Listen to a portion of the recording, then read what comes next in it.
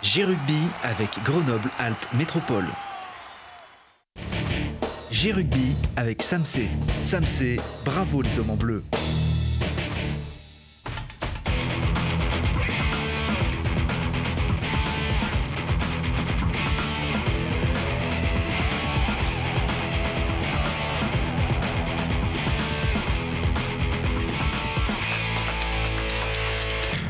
Et bienvenue à tous, c'est le MAG qui vibre, comme vos téléphones bien sûr, pour le FCG, dans les bons comme dans les mauvais moments. Et il y a toujours bien des passions autour du FCG, n'est-ce pas, messieurs? Bonjour. Bonjour. Alors, l'homme qui marque autant qu'il joue, et pourtant, c'est un troisième ligne sud-africain qui explose en ce moment à Grenoble, Déon Fourie. Bienvenue. Merci beaucoup. Ça va? Oui, ça va, merci. On est très heureux et très honorés de te recevoir. Merci beaucoup. Et de profiter de ton très très beau français aussi. J'espère. Et celui qui court comme Déon, mais plus sur le terrain, il court tout court, autour d'un terrain avec son micro. Il court partout au gré des clubs de France, au fil des animations. Et tel le navigateur explorateur qui porte son nom, il voyage pour rendre le monde meilleur et accompagner aussi des projets de solidarité. Romain Magellan. Bonsoir. Bonsoir. Consultant honoraire de Télé Grenoble, bien évidemment. Bienvenue et merci de nous rendre visite à l'occasion de la soirée du fonds de dotation du FCG que tu présentes donc ce mercredi soir. On a tous la tête à Oyonnax, c'est ce jeudi, car on veut effacer les tensions du dernier match au Stade des Alpes, n'est-ce pas, Mathias? Oui, des tensions de ce match face à Biarritz qui a laissé amers les supporters et ce match nul qui laisse aussi les deux concurrents principaux du FCG s'envoler au classement et en tout cas les distancer avant ce dernier match de ce bloc. C'est pas catastrophique, c'est pas une défaite non plus, mais ça y ressemble. Un bloc difficile. Ouais, ça y ressemble, Romain? Hein? Alors, c'est pas une catastrophe, mais c'est un mauvais résultat, évidemment, à domicile. Oui, à Biarritz, domicile, 2-2. c'est un match nul. Des matchs, il va en avoir plein. Il y en a encore plein, il y en a eu. Il y aura encore des victoires, il y aura encore des défaites. Je crois qu'il ne faut encore pas tirer de conclusion. Il n'y a pas le feu, loin de là. Grenoble est encore en course pour jouer dans les deux premiers, donc il n'y a pas le feu. Regardez-moi cet essai, on va le revoir tout à l'heure, un petit peu plus oui. d'ailleurs. Hein, alors ça, pas celui-là, mais on l'a vu vite, mais on va le revoir tout à l'heure. Voilà, l'essai de Déon. On dit bien Déon, hein, c'est ça? Oui, Déon, ça va. Oui. C'est un peu comme Léon, mais avec un D. Ou Léon. Ou Léon. Exactement.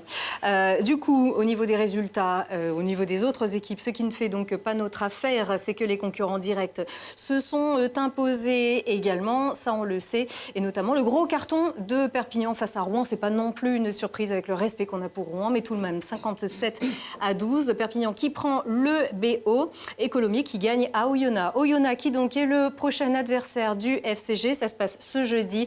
C'est à Oyonnax. Grenoble est désormais 3e avec 5 points de retard sur Perpignan et sur Colomiers. On peut voir justement les matchs à venir. On sait qu'il y a encore de la place pour rejoindre la première ou la deuxième place. Ça ne sera peut-être pas à l'issue de cette journée-là, comme le disait Romain, mais il y a quelque chose à faire peut-être à Oyonnax. Est-ce que vous voulez en profiter? Si vous gagnez, c'est presque tout gagné, en tout cas pour la suite. On gagne le moral, pas pour la suite évidemment de la saison, mais en tout cas... Voilà, vous retrouvez on a besoin de le moral, la forme. Le gagner pour le moral. Je pense que les deux derniers matchs, on a perdu à Montauban et le match nul contre Biarritz à Stade Alpes, c'est pas comme on veut, mais on espère qu'on peut aller à Oyonnax pour jouer un bon match. On ne parle pas de mauvaise spirale, c'est un truc de journaliste ou de supporter, ça aussi. C'est 2 matchs décevants. Mais celui-ci, comment est-ce que toi, tu penses que vous allez réagir au vu de votre préparation de la semaine, votre mental? On a parlé les 2 dernières semaines. C'est juste les petites fautes qu'on a fait. C'est juste le mauvais truc qu'on fait. C'est tomber le ballon, pas rester dans le cadre de jeu. Mais on travaille dur cette semaine sur ça. J'espère qu'on peut rectifier contre Oyonnax. Alors, on sait, il reste encore beaucoup de matchs, mais c'est vrai que sur celui-là, si Oyonnax vous bat, il vous rattrape. Alors que vous pourriez aussi vous envoler. Il y a quand même une grosse attente sur ce match. Ça peut être un tournant de la fin de saison. Oui, c'est l'objectif. Pour nous, c'est fini premier ou deuxième. Pour le demi-finale à Stade des Alpes. Ça, c'est l'objectif. Mais en ce moment, c'est Oyonnax. Si on peut gagner cette match, je pense que c'est écarter sur le classement entre nous et Oyonnax et le reste de l'équipe sur le classement. Romain, on est ici aussi pour transmettre aux supporters, à tout le monde, des ondes positives, parce qu'on y croit et qu'on aime beaucoup ce club. On est chauvin aussi, ça c'est sûr. Mais on peut se demander, est-ce qu'on n'a pas aussi été trop gourmand en début de saison, au vu des très bons résultats de cette équipe, sauf peut-être le premier match face à Colomiers, mais cette équipe a aussi donné beaucoup de confiance, a affiché des belles ambitions, malgré un discours des présidents qui était plus prudent. Les présidents affichaient plutôt monter dans les 3 ans et un titre. Non, mais je crois que tu l'as dit. Enfin, moi, ce que je dis tout à l'heure, il n'y a pas le feu. Il y a encore beaucoup de matchs. Faut faire confiance aux gens qui sont là. On parle. C'est un match nul contre Biarritz à la maison. C'est pas une contre-performance. Et à la limite, j'ai envie de dire, c'est presque bien avant d'aller taper Oyonnax. Comme ça, ils vont un peu plus se bouger. Une saison, elle est longue. Il y a beaucoup de matchs, surtout en Pro D2. Faut leur faire confiance au staff, aux gens qui sont en place, aux joueurs, et ça va le faire. Ils sont encore en course pour la 1 et la 2. Puis au niveau de la 3e, place. hein. 3e au classement. Voilà, donc voilà, cool. Faisons confiance, laissons-les travailler et ça va le faire. Et il y a des très très bons joueurs, il y a un bel effectif. Moi, j'ai la confiance, hein, vraiment. Oui. Faut pas flipper, c'est comme le coronavirus. Moi, personnellement, je tousse un peu, je me sens un peu chaud. Mais il n'y a rien de grave. Il faut savoir que le danger existe, mais il faut garder le moral. Alors, ce qui parfois, ce qui a aussi inquiété le public, c'est un peu cette vague, entre guillemets, de départ à annoncer ces rumeurs, puisqu'on lit les journaux, et qu'on a lu que Enzo Selponi pourrait partir à Montpellier, tout comme Michael Capelli.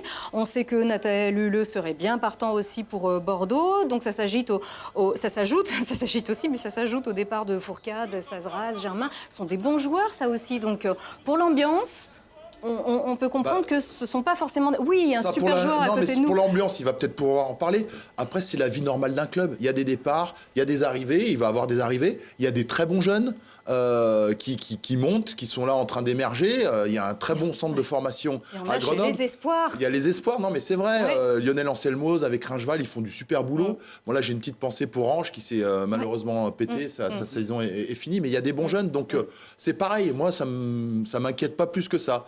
Après, au niveau de l'ambiance, il connaît les joueurs, c'est de l'intérieur. Je ne sais pas ce que ça inspire chez vous. Non, comme tu as dit, c'est l'espoir, c'est le joueur, c'est très bon. Je pense qu'on annonce 6 signés dans le club, dans l'espoir, qui signent pour 2-3 ans. Donc c'est le construit pour le club. Comme tu as dit, c'est la vie, le rugbyman. Tu changes le club, tu bouges quand tu reçois l'opportunité. Puis il y a aussi des bons joueurs, autres que des joueurs qui sont formés aussi à Grenoble. On a aussi ce vivier avec Corentin Glénat, Thibaut Martin, on ne va pas tous les situer, mais en tout cas, ce sont des joueurs qui ont aussi les épaules pour faire une belle fin de saison aussi. Ouais.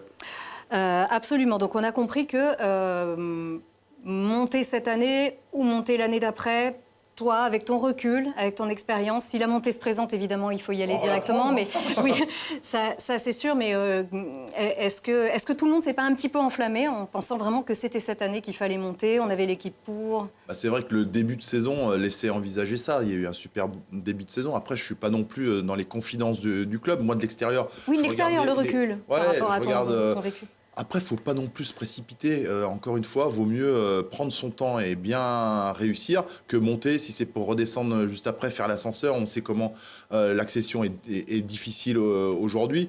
Après, encore une fois, faisons confiance au staff, aux dirigeants qui sont en place. Ils ont leur objectif, qui suivent leur cap. Laissons travailler et puis je pense que ça le fera. Mais les joueurs, ils trépignent. Vous avez envie de monter? Oui, bien sûr. Comme je dis, ça c'est l'objectif. Mais en ce moment, c'est fini le premier ou deuxième. Ça, c'est le premier objectif. Tu ne peux pas monter si tu n'es pas fini là-bas, dans le premier de équipe. Après, on va voir. Oui. Si tu gagnes la demi-finale, tu es dans la finale. Et tu as 2 shots pour le top 14. Si tu perds dans la finale, tu joues contre l'équipe qui est 13e dans le top 14. Donc, oui. Et il vous reste pas mal de matchs aussi pour 7 matchs pour le prouver. On reviendra et on en reparlera. Oui, tout à fait. Et puis, on garde aussi Déon, bien évidemment. Alors, on va regarder ça. Ça, ce sont donc les dernières prestations de Déon Fourie. Tu as été talonneur, hein? Oui, oui. J'arrive en France en talonneur, mais voilà. Je jouais à Afrique du Sud entre le talonneur, entre 3 lignes. Je changeais entre les deux dans la saison. D'accord. Car nous, si on pouvait donner aussi des étoiles, comme nos confrères, bien sûr, tu serais couvert d'étoiles, car un essai par match. C'est vrai que Nathalie Luleux a fait ça il y a encore quelques temps. Nathalie Luleux qui d'ailleurs joue avec les U20 ce week-end. Et là, celui-là, attention, on le regarde avec les commentaires de Romain. Bah non, mais là, c'est Lomuesque, on dirait John Alomou. Non, mais c'est vrai que Déon, il a un physique, j'allais dire atypique, mais c'est ce tempérament d'Afrique du Sud, dans le combat, et puis c'est vrai qu'il est beau, cet essai. Hein. Plongeant. Ouais, Mathias, il a ouais, essayé c'est il n'y a pas très longtemps, il n'est pas arrivé. Donc, et puis c'est... Il y a une belle voilà. passe, on oublie souvent le travail avant. Enfin, il n'y a pas forcément le décalage, mais la belle passe, le tempo, il y a du boulot avant. Mais bon, il a bien fini aussi. Tu sens que vraiment tu te révèles, tu prends complètement, tu intègres complètement cette équipe et tu apportes vraiment tout au potentiel en ce moment. 3 essais en 3 matchs. Oui, j'ai la chance pour l'essai, les 3 derniers matchs. C'est l'équipe, comme Romain a dit, c'est le passe de Enzo. C'est pas une belle passe, je pense que c'est pas marqué l'essai. C'était plutôt pas mal, hein, ça. Ouais. C'est l'essai de l'équipe, je pense. Très bien. Mais ça veut dire que tu te sens bien aussi dans cette équipe, qui pourtant est dans le trouble en ce moment. Oui, comme je dis, c'est un peu difficile les dernières 2 semaines, mais on travaille chaque jour et on veut rectifier le match contre Montauban et Biarritz. Non, mais ce qu'il ne dit pas aussi, c'est qu'après Oyonnax, ils ont 2 semaines de vacances. Donc, ils ont envie de gagner pour être tranquilles. 2 week-ends, pas de match, mais voilà. C'est juste une semaine de repos. Oui. C'est ça, c'est une semaine de vacances. Tu viens du Cap, tu as passé 10 ans au Cap. Ah oui. C'est ça, toi tu es originaire de Pretoria, hein, oui, en Afrique du Sud. Oui. Puis on sait que tu viens de Lyon, sans regret, comme on dit. En Lyon. Allez. Parfois, oui. non, pas le regret. Bah c'est humain, non oui. Enfin, un grand club de... Non, c'est un grand club, c'est une très bonne ville. J'ai habité là pour 5 ans. Mon fils, il est né là-bas, à Lyon, donc c'est une ville très proche de mon cœur, oui. Ah, il est content, Mathias. Il est lyonnais, ce garçon-là, oui. Mais pour revenir sur cette phase de 3 matchs en 3 essais, tu prends vraiment tes responsabilités. On sait que tu es l'un des joueurs avec la plus grosse cote dans cette équipe. Tu sens que c'est dans ces moments-là aussi où tu dois apporter le sur-régime? Oui, un peu. Oui, c'est nécessaire. C'est encore...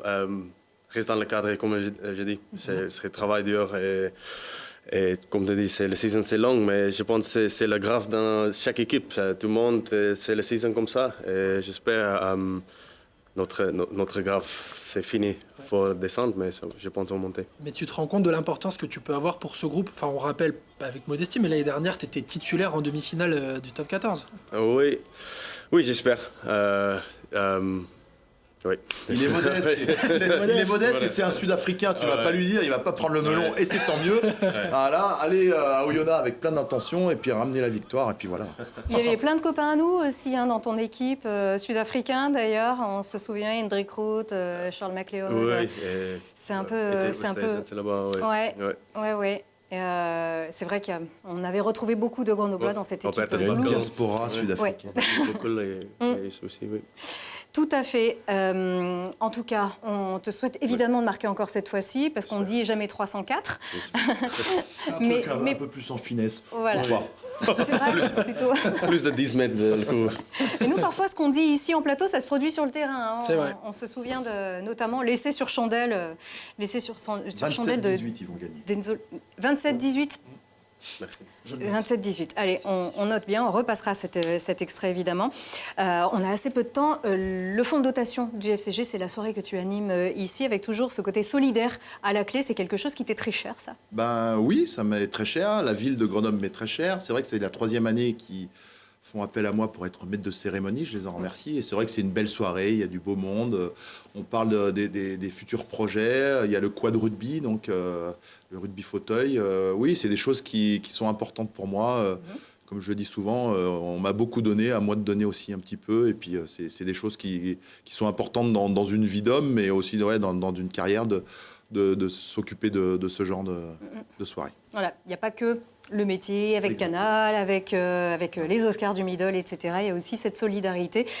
Avec donc le fonds de dotation du FCG, on en reparlera bien sûr une prochaine fois. Et puis aussi ces projets de solidarité caritatifs même, on va dire, pour aider les enfants malades, notamment avec ta compagne. Donc c'est des choses qui sont très importantes pour toi. Exactement. Voilà. Et on l'embrasse, comme tu avais dit la dernière fois. Voilà. Merci beaucoup, Romain, Déon. Merci. Oui, On croise croise les les doigts. doigts. Voilà. La petite accolade. Merci à tous de votre fidélité. Merci, Mathias, et vous, à très vite.